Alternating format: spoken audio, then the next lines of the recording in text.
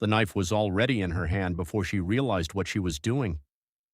Rosemary stood in the middle of a kitchen that was not hers, in an apartment she had never seen before, holding a blade that definitely did not belong to her, and staring at a man who was bleeding from the shoulder and still, had the nerve to look unbothered.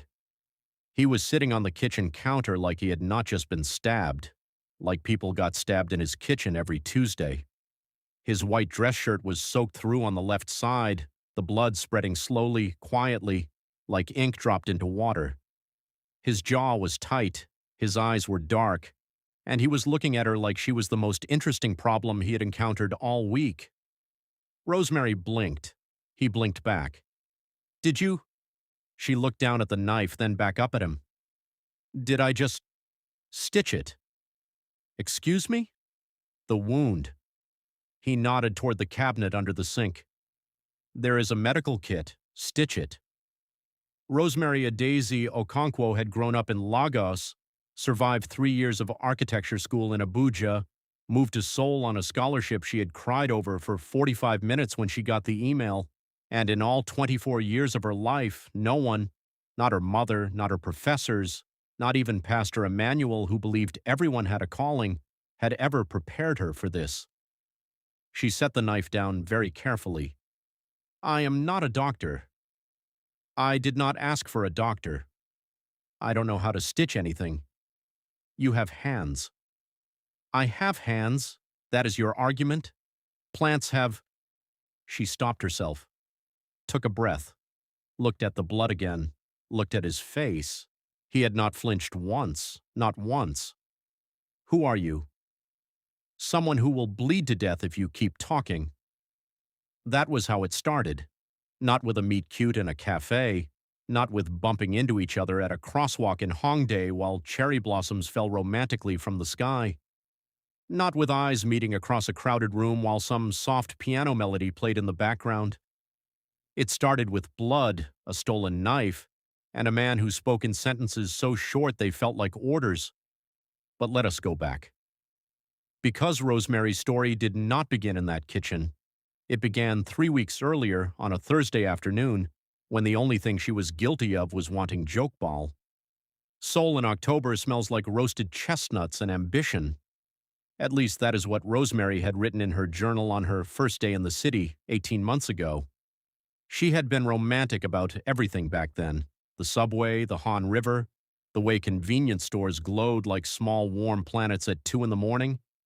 She had been so in love with the idea of Seoul that the actual city had to work hard to disappoint her. It had tried. Believe that. Her first month, she got on the wrong subway line 4 times. She once bowed to a vending machine out of habit. Her Korean had been so bad that a halmioni at the market had patted her cheek with genuine pity and given her a free tangerine. But Rosemary was not the type to be defeated by geography or grammar. She studied. She practiced. She dragged herself to every cultural exchange event her university organized, sat in the front row, and asked questions until people started avoiding eye contact with her. By month 6, her Korean was functional. By month 12, it was good.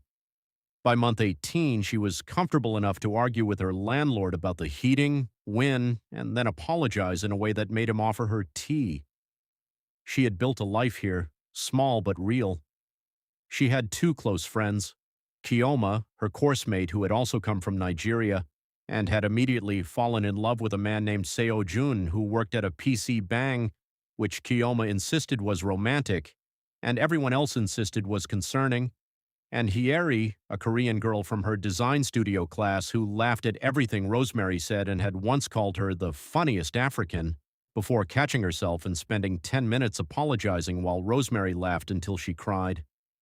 She had a routine: morning run along the Han, studio from 9 to 6, evenings spent eating things she had learned to cook in a kitchen the size of a generous thought, weekends at markets or in front of her sketchbook. It was a good life, a quiet life. Which is exactly why the Thursday it all changed felt so ordinary at first. She had stayed late at the studio working on a building facade concept that her professor kept calling bold, in a tone that could mean either excellent or what is wrong with you. She packed up at 8:30, stepped into the cool October air, and made a decision that would, in hindsight, reorganize her entire existence. She wanted Jokbal, not the Jokbal near campus.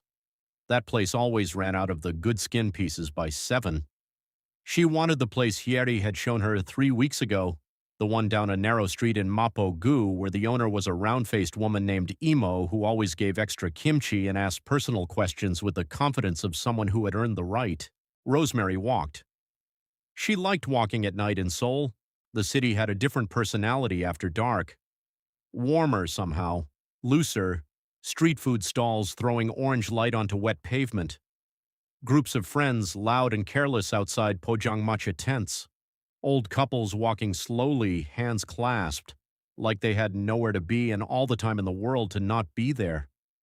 She was thinking about facades, specifically about how a building could feel both rooted and reaching, like a tree, when she turned into the narrow street and immediately walked into a situation.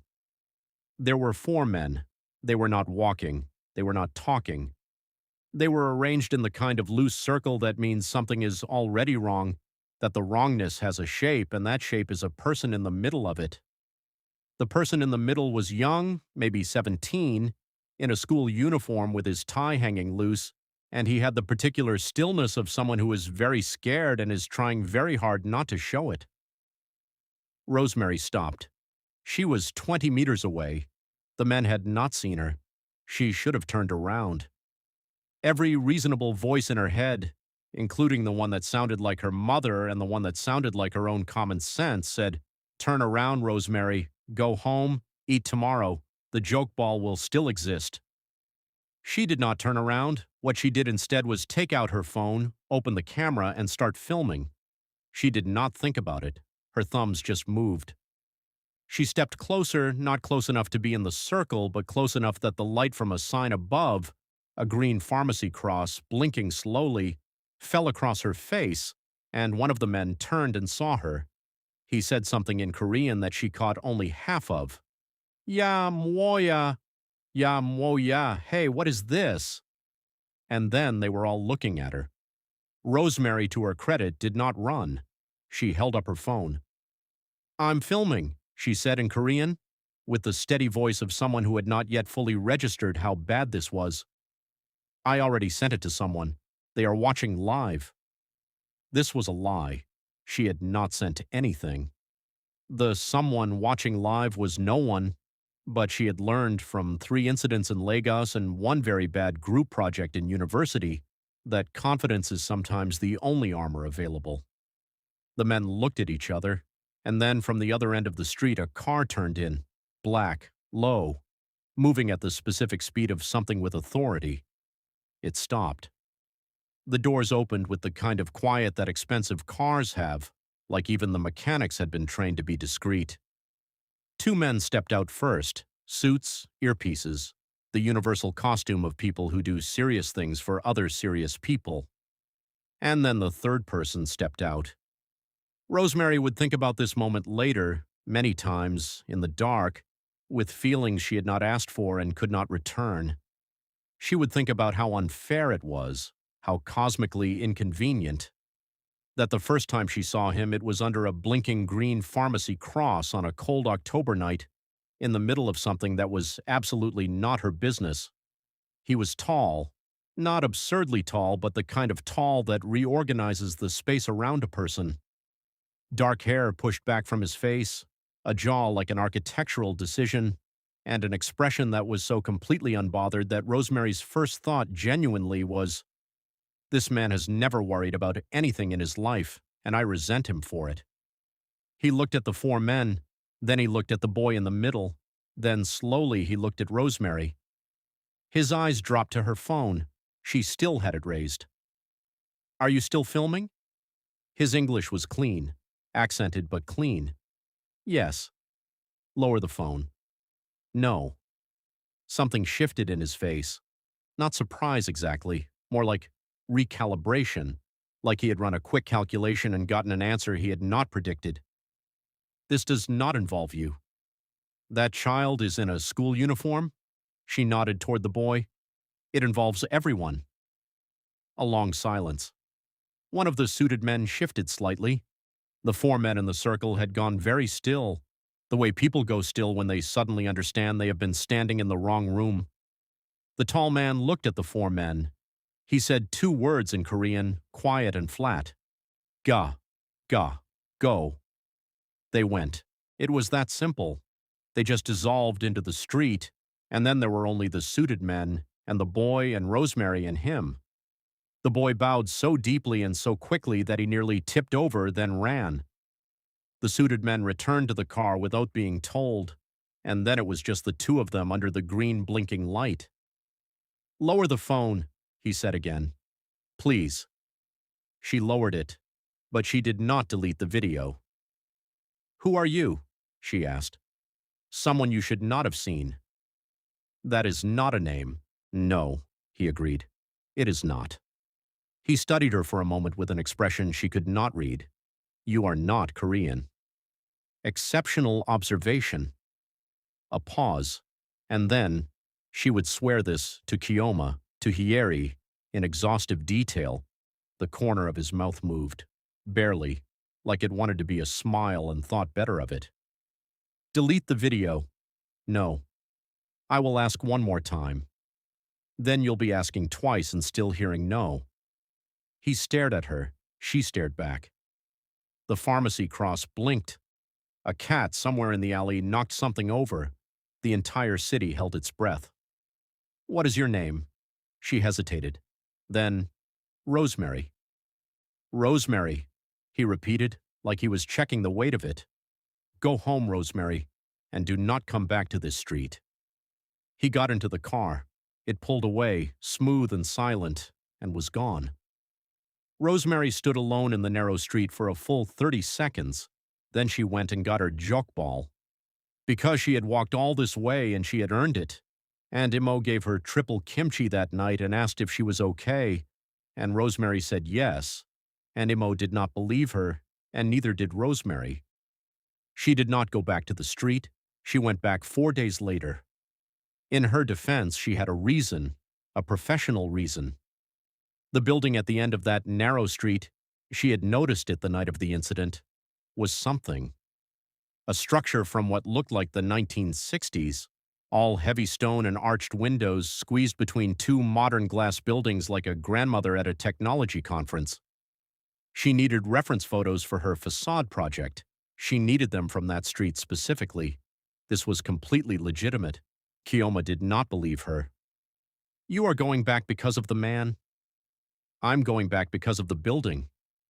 "Rosemary." "Kioma." "The man who dissolved 4 criminals with 2 syllables?" "The building with the arched windows and the original stone cladding." "The man with the jawline you described for 12 minutes. I described it for 4 minutes, and it was for context.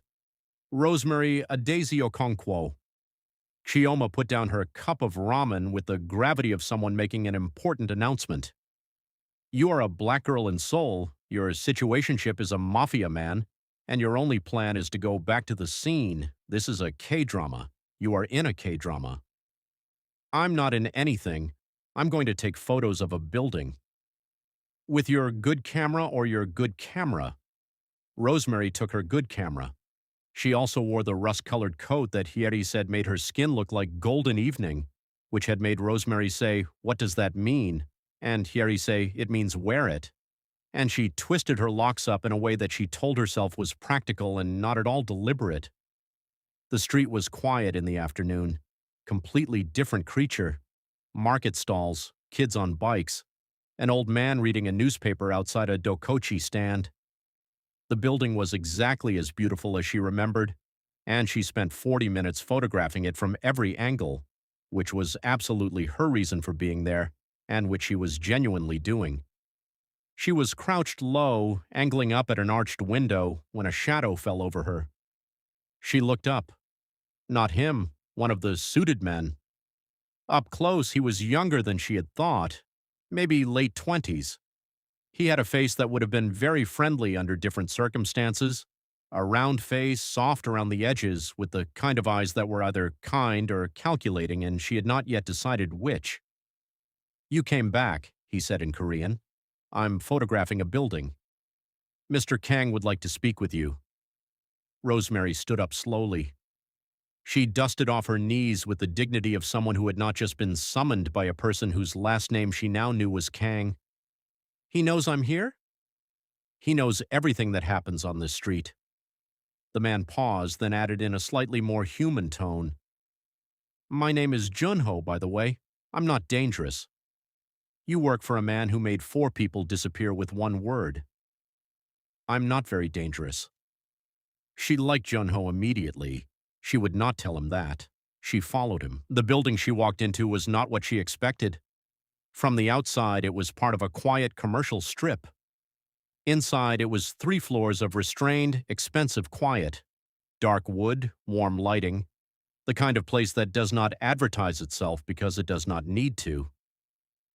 She was led to the 2nd floor, to a room with a long window overlooking the street, and a desk that had nothing on it except a phone and a glass of water, and then Junho bowed slightly and left, and she was alone.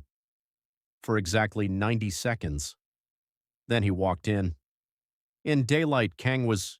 She needed a moment. The jawline was still doing what it had been doing. But what she had not been able to see under the pharmacy light was that he had a small scar at the corner of his left eye, thin as a pen stroke, and eyes that were very dark and moved across a room with the efficiency of someone who is always calculating exits. He was also younger than she had clocked him as. Late 20s, maybe. The kind of young that had been interrupted by something early. You came back, he said. Same words as Junho, completely different weight. I came for the building. The building. The 1960s stone structure with the... I know the building. He sat down, not behind the desk but on the chair beside the window, which felt deliberate, like he was choosing to not perform authority even though both of them knew he had it. You're an architect. Architecture student. From? Lagos, originally. She paused. I'm at Hongik. Scholarship. Something in his expression changed. Not warmer exactly, but interested. Sit down, Rosemary. You remember my name. I remember everything. She sat. Mostly because her knees had decided privately that this was a good idea. He looked at her for a moment with that unreadable expression, then, the video. I deleted it. She had. That morning, after the 4th time she had watched it and been annoyed at herself for watching it. You can check my phone if you want. I believe you. You don't know me. No, but I know when people are lying and you're not. A silence. Not uncomfortable exactly. Strange. Like 2 people adjusting to the same temperature. Who are you? She asked again. Same question as the dark street, but this time it meant more. He was quiet for a beat. Then, my name is Kang Minjae. I run certain operations in this district. Certain operations? Yes. That's the most elegant way I've ever heard someone describe being in organized crime. His eyebrow moved, just slightly. You're not scared. I'm very scared, Rosemary said honestly. I'm just also very tired of letting fear make my decisions. It made bad ones for too long. Something happened in his face then, something she could not name and would spend a long time trying to. It was brief, whatever it was. A flicker, like a light in a window of a house you thought was empty. Why did you help the boy? He asked. He was a child. Men in this district don't interfere. I'm not a man in this district. I'm a 24-year-old architecture student from Lagos who wanted pig trotters and ended up in your street.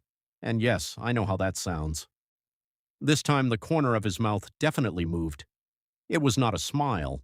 It was the idea of a smile, held at a very professional distance. You should be careful, Rosemary. This is not a safe part of the city. Most of the interesting parts aren't. He studied her. She did not look away. Outside, the street carried on its ordinary afternoon business, completely unaware of the fact that something was beginning in this room, slow and inevitable as weather. The building you were photographing, he said finally.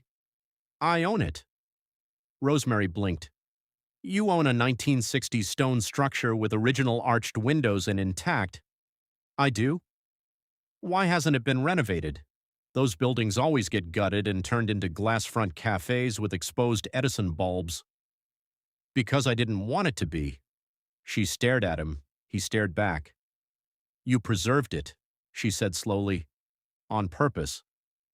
The city forgets too quickly. It was, she would tell Kioma later that evening, the most unexpectedly devastating thing anyone had ever said to her. Which was irritating because she had not come here to find a man, she had come for Jokbal and then for reference photos, and somehow she had ended up in a room with a crime lord who had architectural opinions, and her heart was doing something she had not authorized it to do. I have to go, she said, stood up, professional, composed. Junho will walk you out. I can find my own. Junho will walk you out. Not a threat, not even an order exactly. Just the way he said things, like the words came with gravity built in. She left. At the door, Junho fell into step beside her with the cheerfulness of someone who had been waiting. So, he said in a tone of great innocence, how did it go? Fine. He doesn't usually talk to people this long. How long is long? You were in there 11 minutes. His business meetings are 8. Rosemary kept walking. He asked about you, Junho added. Before you came, asked the guys at the market to confirm it was the same woman from Thursday. She stopped walking, turned to look at Junho. He smiled. It was a very round, very satisfied smile. Junho? Nay, yes? Mind your business. With respect, miss, you are currently my business. He bowed pleasantly and held the door open, and Rosemary walked out into the October afternoon with her camera bag and her rust-colored coat and the very inconvenient beginning of something she could not yet name. 3 days later, she got a message, unknown number. 2 lines. The building at the end of Mapo-gu Lane is being considered for heritage review. If you want to make a case for its preservation, the committee meets in 2 weeks. I thought you might want to know. She stared at it for a long time. Then she typed, How did you get this number? The reply came in under a minute. Junho, she typed. I'm going to have a conversation with Junho. He said you'd say that. He also said you'd still show up to the committee. She put the phone face down on her desk, picked up her pencil, set it down, picked up the phone, send me the details. The details arrived, along with, at the bottom, what she could only describe as the most minimalist peace offering she had ever received, the name of a Jokbal restaurant in Mapo-gu, different from Imo's, with a message, better skin pieces. They saved them in the back. Tell them Kang sent you. Rosemary laughed out loud in her empty apartment. Then she felt immediately annoyed about it. The weeks that followed had a pattern she did not choose and could not stop. She went to the Heritage Committee. She spoke for 7 minutes about original stone cladding and irreplaceable mid-century character and the cultural violence of replacing everything with glass, and she spoke with the particular intensity of someone who had prepared for 3 days and also had something to prove, and when she finished, 2 of the 4 committee members were leaning forward. She did not see Kang Minjae at the meeting, but afterward, walking out, Junho materialized from nowhere. He had a talent for this, appearing from blank walls and open air like a friendly ghost, and handed her an envelope. Inside was a handwritten note on plain paper. Good argument. They'll listen. M. She told herself the M stood for Minjae and not for something she should be reading into. She was only partially successful. They started talking. Not in person at first. Messages. He asked about her project. She asked about the building. He asked about Legos. She asked what kind of music he listened to, which felt personal enough that she almost took it back, and he replied after a pause with, The kind that's too sad for company. You? She replied. Afrobeats when I need to remember who I am. Classical when I need to forget. He replied, That's the most interesting answer I've gotten to that question. She replied, It's a very revealing question. Most people don't think about it. He replied, You think about everything. Is that a problem? No. It's rare. She made herself put the phone away after that. She also smiled for the rest of the evening, which she handled poorly and which Kiyoma noticed immediately. It's the Mafia man. We're just talking. You're glowing. I have good skincare. Rosemary, you've been using the same 3 products since Abuja. Good, consistent skincare. Babe. Kiyoma sat down across from her with the gentle authority of someone who has been your friend long enough to skip past the pretense. I'm not saying don't do it. I'm saying go in with your eyes open. You know who he is. I know what he does. That's not the same as knowing who he is. Kiyoma was quiet for a moment. Then, Seojin said Kang Minjae is not someone people walk away from casually. Seojin said, he knows things. PC bang guys always know things. She said this with complete seriousness. Rosemary, be careful. I'm always careful. You walk toward 4 strange men at night filming them on your phone. I'm careful about the things that matter. Exactly, Kiyoma said, and what she meant by that was both a warning and a permission, and Rosemary heard both. It was the 4th week when things shifted. She had gone to the street again. There was now no pretense about why. She was going to see the building, and she was going to see if Junho was around, and she was going to admit, at least to herself, that she was hoping to run into him. When Junho met her at the entrance of the narrow lane looking wrong, not physically, nothing visible. But she had learned Junho quickly, the way you learn people who are always performing cheerfulness, and today the performance had a crack in it. What happened? Mr. Kang was hoping you wouldn't come today. The cold settled in her chest before her brain caught up. Why? There was an incident. Last night. Junho stopped, cleared his throat. He told me to send you home if you came. Is he hurt? Junho's expression answered before he did. Take me to him. Miss Rosemary, Junho. She looked at him steadily. Take me to him. He did not argue further, which told her something. The apartment was not the office. It was higher up, accessed through a back entrance, a private floor that felt like him, spare, clean, no decorative softness except for one thing, along the full length of one wall, books. Not arranged by aesthetics or color, but clearly by use, cracked spines, pages marked, the kind of collection that gets built over years of actual reading. She did not have time to look properly because she walked into the kitchen and there he was. Sitting on the counter, shirt dark with blood, holding the wound at his shoulder with a hand that was impressively steady for someone who had clearly lost a non-trivial amount of blood. And on the counter beside him, a knife that she had apparently picked up without thinking. That was where the story had begun. That was the moment with which it had opened. She had arrived at the beginning. She looked at the knife in her hand. Did I just stitch it? She stitched it. It took 40 minutes, 3 breaks where she had to breathe through her nose because she was absolutely not going to cry in front of him. 2 moments where he guided her hands with such calm practicality that she genuinely forgot to be terrified, and 1 exchange where she pulled a thread slightly too tight and he inhaled sharply through his nose and she said, sorry, and he said, don't apologize, it's correct. In a tone so measured she wanted to throw something. When she was done, she stepped back and looked at her work. It was not beautiful, but it was closed and it would hold. You're not going to say thank you, are you? She said. Gomaweo Rosemary. Gomawo. Thank you, said in a low voice, with her name at the end of it. In a way that was not like anything she had heard before. She sat down on the kitchen floor, not dramatically. Her legs just decided they were finished. She sat down, pressed her back against the cabinet, and stared at the ceiling. A pause. Then she heard him lower himself to the floor as well, moving carefully and sit beside her. Not touching, but close. They sat like that for a long time. You should tell me to leave, she said eventually. I know. This is not, I don't know what this is, but it's not, I know. Then why aren't you telling me to leave?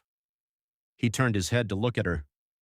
Up close, this close, she could see that the scar near his eye was older than she had thought. A childhood thing, a story she did not know. She could see that he was tired in a way that went much deeper than one night. "Because I don't want to," he said. She looked at him. He looked back. "That's a problem," she said. "Yes." "A significant problem." "Yes." "We should talk about it. Eventually." "When?" "Not tonight." He leaned his head back against the cabinet, closed his eyes. "Tonight, just stay, if you want." She stayed. She called Kioma to say she would not be home, and Kioma said, "Rosemary Adaeze," in a voice that carried the full weight of a best friend who had seen this coming, and Rosemary said, "I'm fine, I'll explain tomorrow," and Kioma said, "Be safe," and Rosemary said, "Always," which was still a partial lie but a smaller one than before.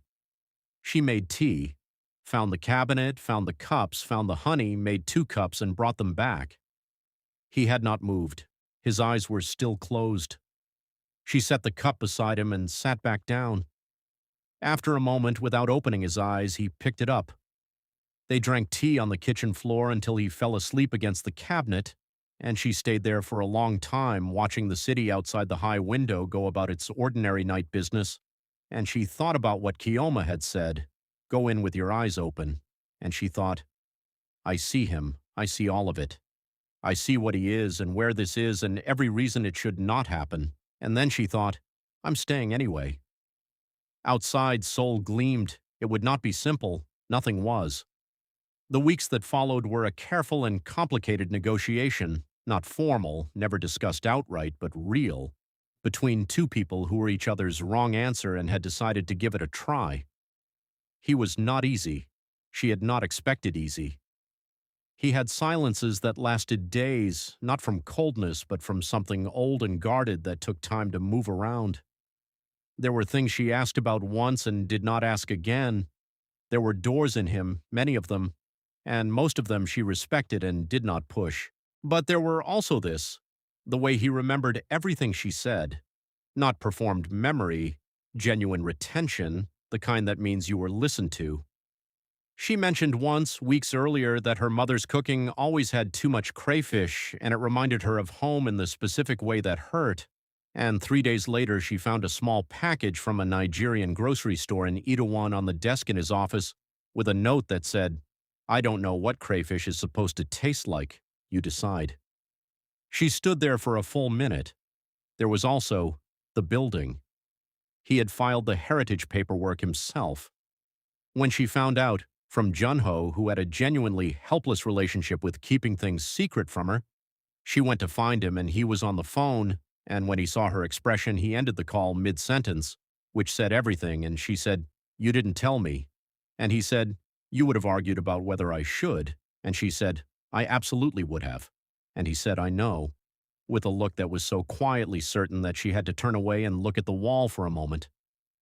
There was the evening she brought him food from Imo's, because she had told Imo about the building and Imo had declared this to be the most romantic thing since my late husband fixed my roof, and packed a box large enough for 4 people, and Rosemary had carried it up to his floor and they had eaten on the floor by the window because the table was covered in papers, and he had tried the spicy kimchi she made him taste and said, "Ige moya, what is this?"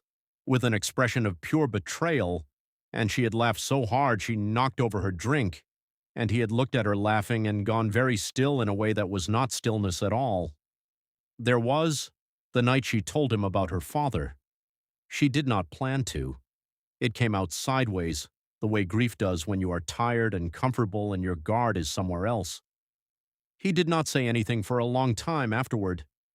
Then he moved closer on the couch, not dramatically, and put his arm around her, and she cried a little without apologizing for it, and he did not say it'll be okay or don't cry or any of the things people say to end their own discomfort with your sadness. He just held on. There was him one morning speaking Korean on the phone, very fast, and turning to find her in the doorway and switching to English mid-sentence, not because he was hiding anything, but because she was there and he wanted her in the conversation. These were not the grand gestures. They were the small ones, the ones that add up quietly until you look down one day and realize the weight of them has changed you. But it was not simple. She had said that. She had meant it. There was Junho one afternoon, serious in a way he rarely permitted himself. There are people who would use you to get to him. I know. You can't know. Not fully. Not until it happens. She looked at him. Are you warning me or protecting him? A pause. Both. There was the night she heard raised voices from the floor below and came partway down the stairs and saw three men she had not seen before, and the air in the room was the particular kind of still that means something is being decided, and Kang Minjae standing in the center of it with the expression she had seen on the street that first night, the expression that meant he had already calculated every outcome and was simply implementing the one he had chosen. She went back upstairs. She waited. When he came up 40 minutes later, he stopped in the doorway and looked at her sitting on his couch with her sketchbook, very deliberately not asking. Duloso, he said very quietly. Duloseo, did you hear? Some of it. And? And nothing. She met his eyes. I know what I'm in, Minjae. She had started calling him Minjae 3 weeks in. He had not said anything about it. But the first time she had said it, something had shifted in his face, private and brief, like a room catching light. He crossed the room, took her face in both hands and kissed her forehead. Slow, like a promise being filed somewhere permanent. She shut her sketchbook. Sit down, she said. Let me look at the stitches. He sat. The heritage status came through on a Friday in the first week of December, when the city was all pale winter light and breath visible in the air, and the kind of cold that makes Seoul look like a film still. Junho called her first, before Minjae, because Junho was like that. It came through. The building is protected. His voice had completely abandoned its professional register. He sounded 20 years old. Miss Rosemary, it came through. She pressed the phone to her chest for a moment. Then she grabbed her coat and walked to Mapo-gu. He was outside when she arrived. On the street, in front of the building, in the December cold, looking up at the arched windows the way she had looked at them on that first October evening. She stopped a few feet away and looked at him looking at it. Debagida, she said. Debakida, this is amazing. He turned, and he smiled, a real one. Full, unguarded, with his whole face, the kind of smile he kept behind all those professional doors and that she had glimpsed only in pieces up until now, and it was a lot. She walked to him. He opened his coat and she stepped in and he pulled it closed around both of them, his arms around her shoulders, both of them looking up at the preserved stone face of the building that had started all of this. The city forgets too quickly, she said, quoting him back to himself. He tightened his arms. Not everything, he said. Around them, Seoul kept moving. The market stalls, the street lights clicking on in the early dusk. Imo's restaurant somewhere nearby with its warmth and its triple kimchi and its proprietor who asked personal questions because she had earned the right. Rosemary stood inside the warmth of him and felt the city hold them both, and thought about how she had come here for a scholarship in architecture and a life she built quietly from nothing, and had ended up with all of that plus this unexpected, complicated, completely unreasonable thing that made no logical sense and felt more like home than anything she had planned. Minjae? Young, yes. I need you to know something. Tell me. I'm not going anywhere. A pause, very still. NATO, he said. NATO, me neither. The building stood behind them, solid and unchanged, belonging to no particular era, refusing to be erased. The December sky was blue-gray and enormous above the rooftops. Somewhere a street vendor was calling out the price of roasted chestnuts. Seoul smelled like the beginning of something. Later that night, they were back in his kitchen, the kitchen that had started it all, the counter, the medical kit, the knife she had picked up without knowing why, and she was making indomie because she had found a pack in her bag and declared it a celebration. You're celebrating a heritage designation with instant noodles, he said. I'm celebrating with indomie. There's a difference, and yes. How is there a difference? Indomie is not just instant noodles. Indomie is a cultural experience. Indomie is the food of people who are either very busy or very happy, and I am both. He watched her work from across the kitchen, arms crossed, with that expression she had spent weeks learning, the one that wasn't quite a smile but was in the same building as one, on the same floor, looking out of the same window. I don't understand why you put an egg in it, he said. I don't understand why you wouldn't. The texture. The texture is the point, Kang Minjae. Isanghae. Isanghae. That's strange. You're strange. Eat your noodles. He ate his noodles, with the egg. He said nothing about it. He also finished before she did, which she considered a complete victory and which she did not mention out loud because she was gracious like that. Afterward, she washed the bowls and he dried them, and they stood side by side at the sink in the small kitchen with the window above it and the city outside, doing a completely ordinary thing in the middle of an extraordinary situation. And it was this, she thought. This was the part they never put in the stories, the after part, the quiet kitchen part, the standing side-by-side part, the part that is not dramatic but is, in its own way, everything. She handed him the last bowl. He dried it. He set it on the shelf. Rosemary. Yes. Gomaweo. Gomawo. Thank you. She looked at him. For what exactly? She said. The stitching, the building, the Indomie, or the general chaos I introduced into your life? He considered this with full seriousness, the way he considered everything. All of it, he said. She nodded once, very dignified. Then she went up on her toes and kissed him, and he caught her face and kissed her back like he had been waiting for this exact moment since a blinking green pharmacy cross on an October night. And outside, Seoul carried on its impossible, enormous forgetting and remembering life. And inside this small kitchen, nothing was forgotten at all.